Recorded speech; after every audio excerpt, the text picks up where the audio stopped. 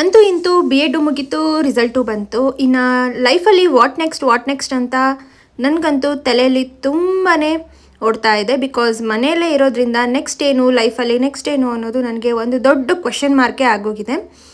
ನಿಮಗೂ ಕೂಡ ಇದೇ ರೀತಿ ವಾಟ್ ನೆಕ್ಸ್ಟ್ ಅನ್ನೋದು ಮನಸ್ಸಿಗೆ ಬರ್ತಾ ಇದೆಯಾ ಅಥವಾ ಇಲ್ವಾ ಅಂತ ಕಾಮೆಂಟ್ ಮಾಡಿ. ಸೊ ಇನ್ನು ಇವತ್ತು ಮಾರ್ನಿಂಗ್ ತಿಂಡಿಗೋಸ್ಕರ ನಾನು ದೋಸೆನ ಮಾಡ್ಕೊಳ್ತಾ ಇದ್ದೀನಿ. ದೋಸೆಗೆ ನಾನು ಯಾವುದೇ ರೀತಿ ಎಣ್ಣೆನ ಯೂಸ್ ಮಾಡೋದಿಲ್ಲ.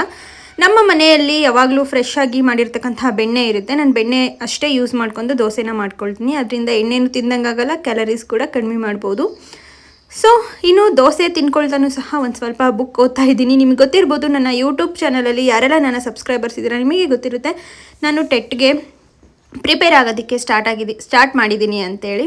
ಬಿಕಾಸ್ ಮನೇಲೇ ಇರೋದ್ರಿಂದ ಏನು ಮಾಡಬೇಕು ಅಂತ ಗೊತ್ತಾಗ್ತಾ ಇಲ್ಲ. ಸ್ವಲ್ಪನಾದರೂ ಓದೋಣ, ಲೈಫಲ್ಲಿ ಉದ್ಧಾರ ಆಗೋಣ ಅಂತೇಳಿ ಸ್ಟಾರ್ಟ್ ಮಾಡಿದ್ದೀನಿ ಓದೋಕ್ಕೆ. ಇನ್ನು ಈ ಒಂದು ವಾಟರ್ ಬಾಟಲ್ನ ನಾನು ಮಿಂತ್ರಾಯಿಂದ ತರಿಸ್ಕೊಂಡಿದ್ದೀನಿ. Just 260 rupees. ನೀವು ನೋಡ್ತಾ ಇರ್ಬೋದು, ಸ್ಟೀಲ್ ವಾಟರ್ ಬಾಟಲ್ ತುಂಬ ಚೆನ್ನಾಗಿದೆ. ನಿಮ್ಮ ಮನೇಲಿ ಕಿಡ್ಸ್ ಏನಾದರೂ ಇದ್ದರೆ ತುಂಬ ಇಷ್ಟ ಮಾಡ್ತಾರೆ. ಲಿಂಕ್ ಬೇಕಿದ್ರೆ ಕಮೆಂಟ್ ಮಾಡಿ.